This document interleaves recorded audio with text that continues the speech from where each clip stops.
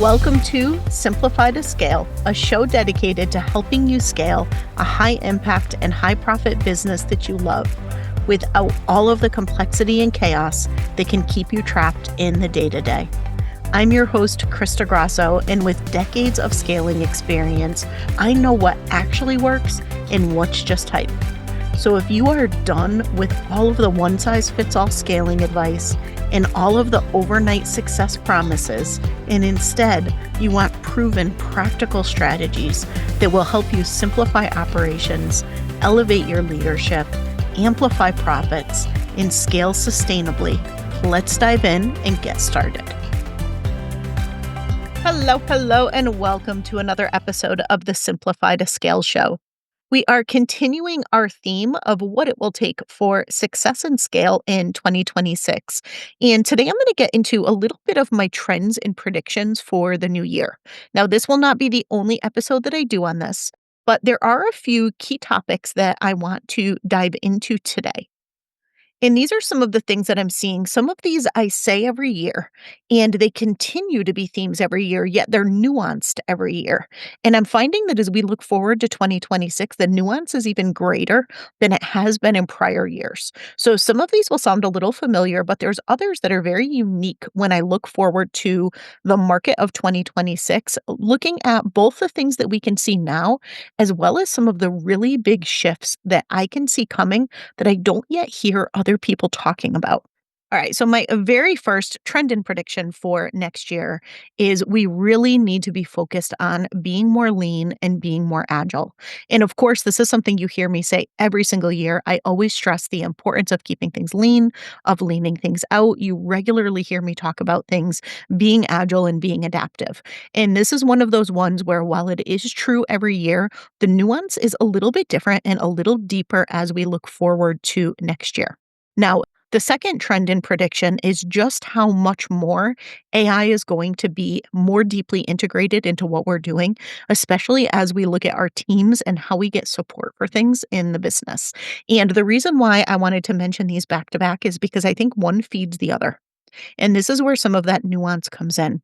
So I always talk about teams being lean and leveraging what I call the lean dream team. One of the things I've seen for decades now is just how complex and over-architected people make their teams. Too many layers, too much management, too much chaos, and following a structure that really does not lend itself well to the very dynamic, very fast-moving, very high change needs of a small business. So it's more important than ever next year that you do look at having a lean dream team. And there's a specific way of organizing your team and thinking about the different levels of support that you need to be able to bring your vision to life and ultimately get yourself out of the day-to-day. But where it gets really interesting and where it gets different next year is as the capabilities of AI agents keep advancing. And as AI is continuing to be able to do more complex and multi-level, multi-layered type things, AI is actually going to be an integral part of your team. In the past, something that people commonly would brag about was their team size. You are going to need less people and you're going to need different types of people. Anytime you're at events with 7 and 8 figure business owners, a lot of times it's I have this many people on my team and I have this many managers. I actually think that's about to flip. I think you're going to start hearing people bragging more about just how much they're able to do and how much they're able to scale with less people instead of with more people. And not because they are overworking fewer people, but because they have invested very strategically in a very simple business model, a very simple architecture, and infrastructure underpinning that business and the strategic use of AI and AI agents to be able to automate and execute a lot of things that they would have hired people at that execution level tier of the Lean Dream Team pyramid to do in the past. So when it comes to lean, it's just how much can you do and can you do really well and really successfully with few people. And I think the key to this, again, is not few people that you are overloading and burning out, but few people because you've built the systems and the structure to not need more people. And for all of you listening who are right hand leaders, who are consultants, who are fractionals, who are advisors, listen very closely to what I just said because the opportunity to be the person that understands how to do that and to help small businesses put that in place is going to be huge. This is why we focus on it inside our certification programs and why we focus on it to a lesser degree, but something we still actively focus on every single month inside our Soul Collective community, because those skills are going to increasingly be valuable. And many founders know or can start to envision a future where what I'm talking about is possible, but very few know how to do it. So if you're listening and you are one of those founders, reach out to me and my team. We can either help you or connect you with one of the people who's certified through our programs to do so. But really look at your team design. And before you go to hire somebody, before you go to increase how much somebody's working, get really clear on what truly needs to be done by a person and where can you strategically leverage systems and tools, and where can you simplify, simplify, simplify. Simplification is going to be another theme that you hear me talk about every year, but again is taking on a whole new meaning and a whole new nuance in 2026, because this is a year where there is absolutely zero room for waste, zero room for wasted time, zero room for wasted expense. And I say this every year, but here's why it's uniquely different in 2026. We don't fully know exactly what's working yet, and there is no stability yet for most businesses. Even if you started to get some traction with something, even if something is starting to work really well, there is always this nagging question of, is it going to continue to work? Are things going to shift and I'm going to need to reinvent again? And I will say there are going to continue to be shifts and there's going to be continuous changes. And so when I look at 2026, I see this very much as the year of experimentation and adaptation. This is where the agility comes into play. You're going to want to be continuously experimenting to see what gets people the best results. What do people respond best to? So, when we're in a year of heavy experimentation, there's naturally going to be a lot of things that don't work. That means there's going to be time, there's going to be money, there's going to be energy that are going to be poured into things that are not going to produce the return that you're hoping for. Now, every single one of those, if done well, is going to give you the lessons learned for the next one to increasingly be better over and over again. And so the more that you experiment, it's all a positive thing, even if you didn't get the result that you want, because it's one of those things where you're trying different things until you get the thing that works. And it's kind of like the slingshot where you're pulling back to spring forward. Every experiment is just another pullback, another pullback, another pullback. And all of a sudden, you're going to find what works and it's going to catapult things forward. But when you're in that cycle, before you find the thing that shoots forward, all of the rest of that is going to feel like wasted time, wasted money, wasted energy.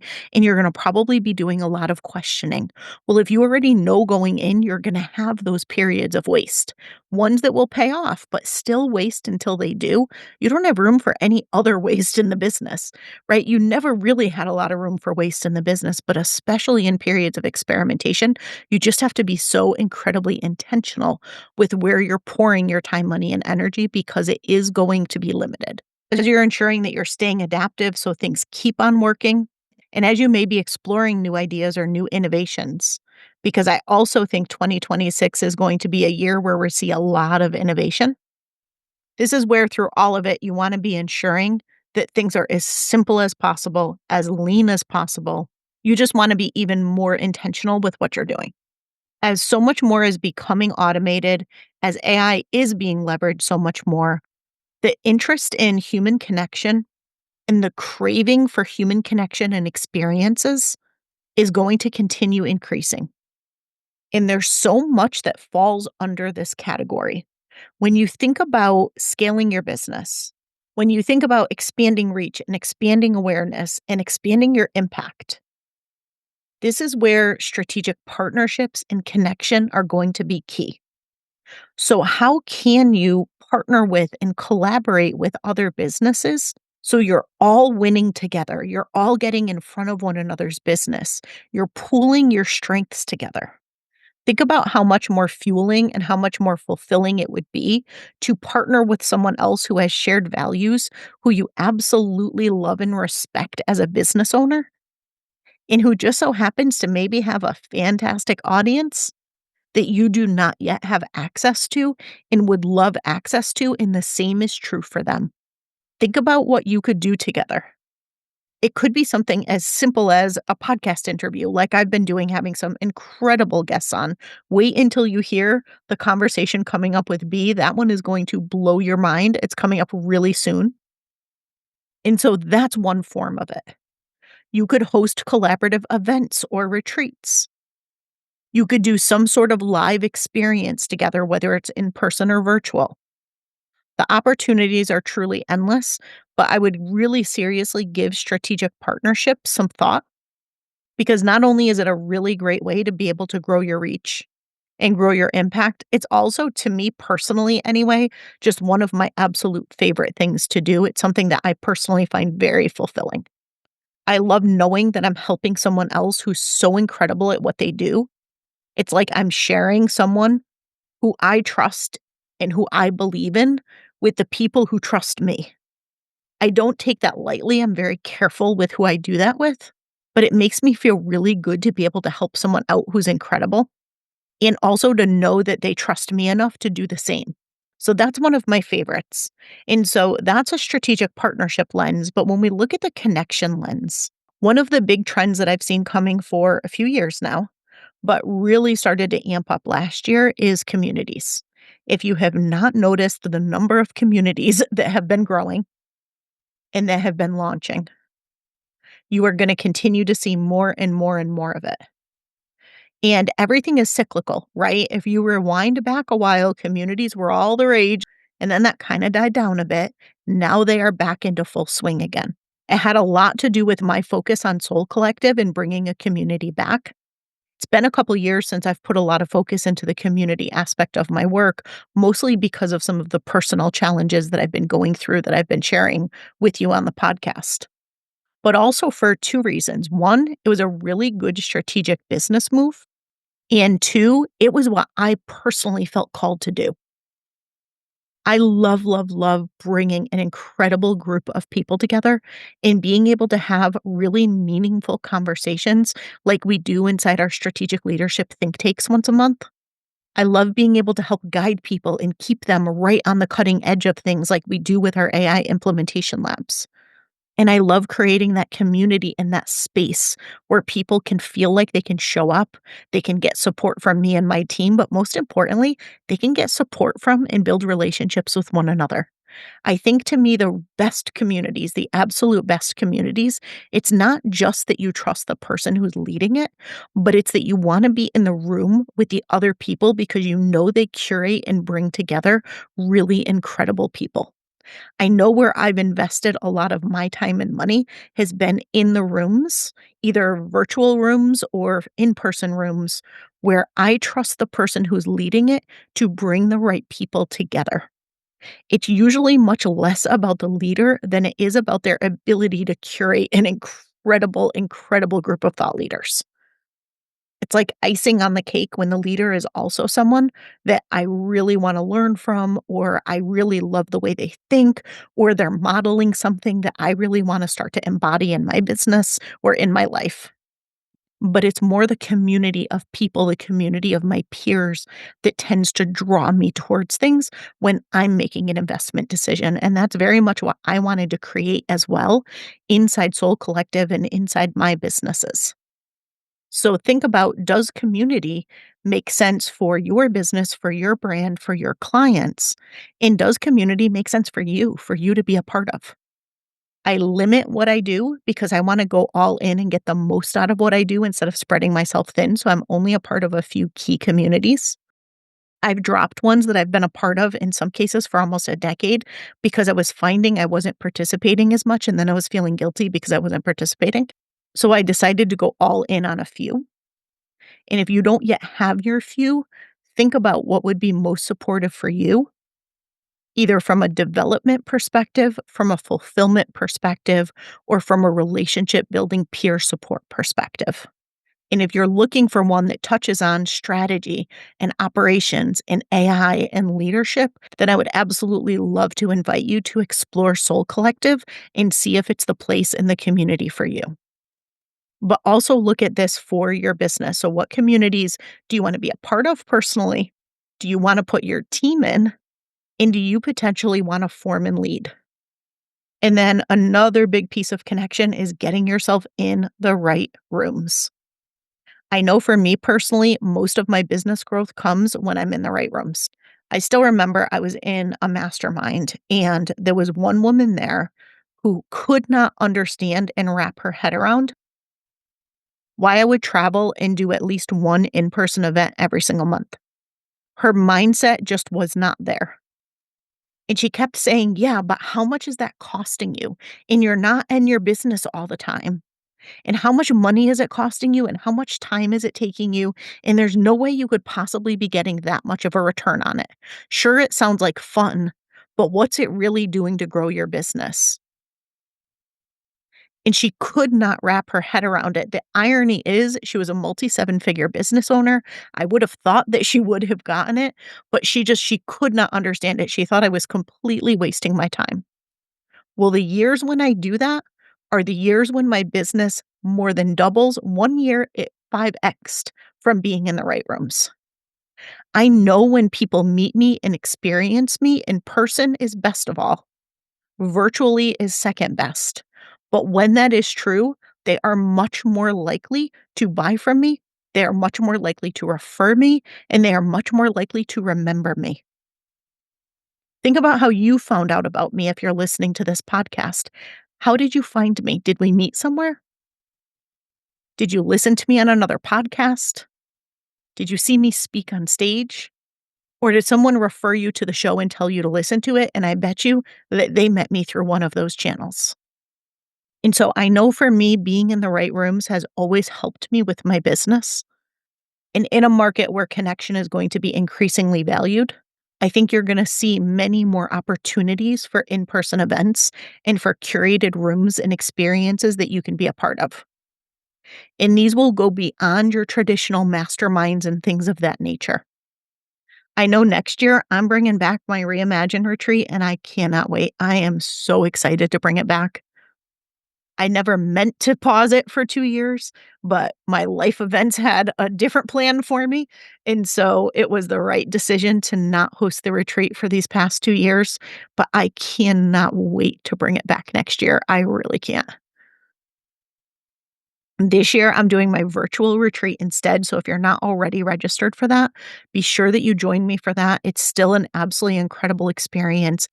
It is another opportunity for incredible connection on top of having a clear roadmap to be working from for next year. You can find all the details at strategicopsinstitute.com/retreat or just check down below in the show notes. But I'm really looking forward to doing it in person next year. So as you look to next year, what rooms do you want to be in and do you want to be a part of, physically or virtually? In which rooms do you want to be hosting and creating? And this is another one of those good opportunities for strategic partnerships. Where can you co-create an experience for people? Now, if we keep building on this theme of connection, one of the other things that I think is going to be a trend for next year, being more emotional.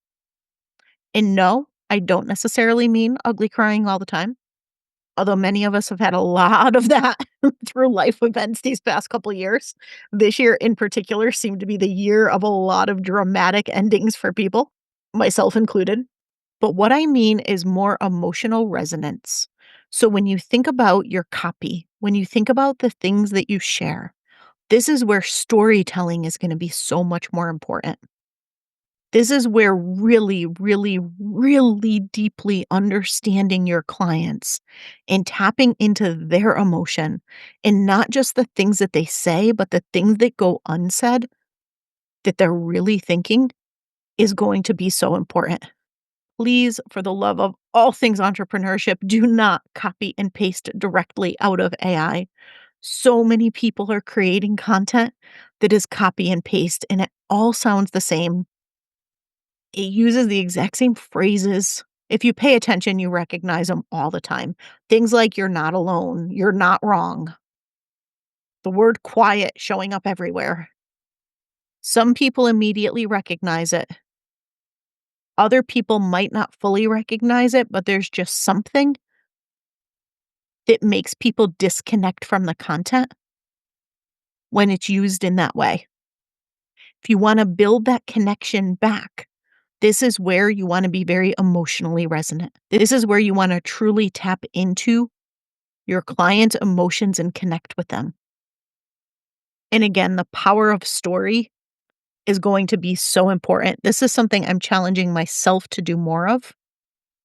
When I speak, when I teach, when I lead my certifications, when I host the think tank, I am naturally a storyteller and I tell stories all day long. It tends to be how I communicate in real life. Yet I notice when I write, I tend to write more dry. And so I'm challenging myself to get better at sharing story through what I write. And so for you, where can you be more emotionally resonant? Where can you leverage more story? Maybe it's something you already do fantastic. That's great. And sure, if you have someone helping you with your copywriting, with your email marketing, with your social media marketing, with anything else that they're doing the same and they're capturing that same voice and tone as you have. I know for as much as I sometimes cannot get enough into the story in my writing, I am 1,000 times more likely to do it than a lot of the people that I've had on my team in the past. I have to continuously remind them to not have it just be educational, teachy content. And that takes me to the next trend and theme, and this is educational content. So, like many things, there's always a pendulum swing, and there's always trends. And for a while there, educational content was all the rage. And then all of a sudden, all you hear is educational content is dead. I believe the truth always tends to lie in the middle instead of the extremes. And so when I think about it, educational content in and of itself is not dead. But education is so much less valuable because people can get information from AI. People have information overload right now. It's not that they necessarily need more information, it's that they need more value. And if you think about the other things that we've talked about, connection being a big one, emotional resonance, people want to feel that you understand them, that you get them. And so, any type of educating that you're doing, anything that you're doing, what you don't want to do is be dry, come across as something that they could have just gotten and copied and pasted right out of ChatGPT or another AI tool. You want to bring your own unique lived experiences. You want to share your unique stories. You want to tap into their emotion and their emotional journey as much as the information that you're giving. So, education is not dead. Educational content is not dead. But the way that you go about delivering it in the way that you help people actually learn something in a way that creates loyalty, that creates trust, and that ultimately generates actual results, getting them to take action on it instead of just consuming more information is going to take a little bit more work. It's not just simply what you're sharing, it's the experience that you're creating for someone around that. Instead of just teaching someone how to do something, can you create an experience where everyone comes together to implement at the same time? You have some kind of co creation call.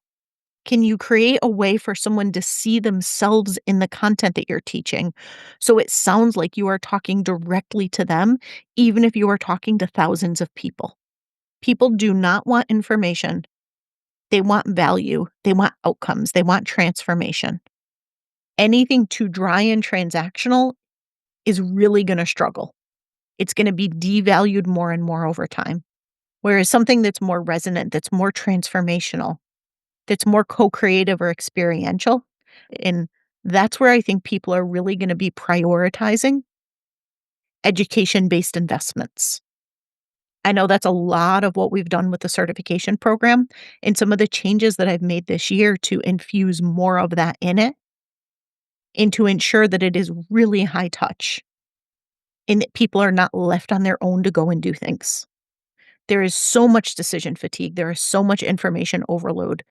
When left on their own, even the most motivated people, even someone with the best of intentions, even someone who has the time carved out, they are so much less likely to actually fully take action and to realize the outcomes that they're looking for. So, how can you create something different that increases that likelihood and that makes them want to show up and take action? So there's so much more that I could share, but what we're going to do is we're going to round out this episode with one last related topic, and then we'll pick things back up again in the next episode and keep the trends and predictions going. And that is really looking at your personal brand. So if people want connection, if people want story, if people want emotional resonance, so much of that is going to come down to your personal brand. And when I say your personal brand, I don't mean it in exactly the way that you might think. When I think of personal brand, I think this is where you are creating your own ecosystem. You are creating your own universe that people want to be a part of. So even if you are doing something educational, it does not matter if there are 100,000 other people teaching on the exact same topic. To your person, you are the only person they would ever even dream of going to for that. And it's because you've created this universe that they want to be a part of, that they identify themselves as part of. It could be that you create an identity that they want to step into. I know for us, this is the soul, the strategy and operations leader. And this applies to anybody who is a fractional, who is a consultant, who is a founder, the person who understands how to blend strategy and operations and leadership, which in my mind are the skills that any single small business owner and any single person who partners with a small business has to have to be successful as we look to the future. Soul is the identity of the type of person that tends to resonate with my work and with my world, that gets the changes that are coming or that wants to be a part of the changes that are coming. They tend to be very forward looking. They want to be a part of the solution. They tend to not be super fear based, at least not for long. They're curious. They want to know what's coming. And they want to be the ones that's leading through the change or ahead of that change. That tends to be my person. That's part of my universe that I create. I tend to attract that type of person. The type of person who thinks that the sky is falling, who's always woe is me, nobody's ever going to hire me. Or on the flip side, the person who lives 100% in dreamland and is unwilling to do the things that need to be done to make that dream a reality. In either case, those are not my people. They're not going to step into my universe. I am not their person, right? They would not still be listening at this point of the podcast episode. They would have tuned out long ago. And so think about the universe that you want to create. Think about the identity that is common among the people or the identity that you see as the one that belongs in your universe. And I think those who could do this really, really well. Sometimes it's an individual that does it. Sometimes it's a company that does it. For most small businesses, it's the founder. It's not always just the founder. Sometimes it's the founder and their right hand, the founder and the president, the founder and their CMO, a key leader of the team. But it tends to be more individual based in a small business, whereas it can be more company based in a bigger business, although even the bigger companies are still putting faces to the company. But build your universe. Build the identity along with your universe. Make sure what you do is very emotionally resonant. Lean a lot into story. Keep things simple. Be willing to experiment. Have less complexity and less of all the things with more openness and more willingness to try things and find what works. Keep things as lean as possible and ensure that the things that you're doing can remain agile so that you can be adaptive. And tune into the next episode where we keep this conversation going. I hope you got a lot of value out of this part of the series. If you're listening to this before December 16th, make sure you register to join me for Propel 26, our one-day strategic planning retreat. This is where we're going to help you create your strategic roadmap, get really clear on what you need for success and scale in the new year, and how to do so in a way that is both lean and agile so that you have the right structure for success, but you also have the ability to pivot, to experiment, to learn as you go throughout the year so you don't feel restricted and you're not so detailed that everything that you did becomes just a disappointing throwaway halfway through Q1. Instead, we're going to help you simplify how to achieve the success and financial targets that you have for the new year and make sure that you are set up for all of the trends and predictions that we shared in this episode and that I will be sharing in the rest of the series. I hope to see you in the virtual retreat, and I will see you again next week. Thanks so much for tuning in to this week's episode of Simplify to Scale. If you'd like to take things further, I invite you to join me for my Scale Smarter, Not Harder interactive workshop. Head to strategicopsinstitute.com/scale-smarter to get registered. Not only will we dive into what might be keeping you trapped in the day-to-day, but you'll have the opportunity to ask me your questions live. If you got value out of today's episode, I'd love if you'd take a moment and rate and review the show so more businesses can learn to scale more simply and sustainably. Be sure to subscribe so you never miss an episode, and I'll see you again next week.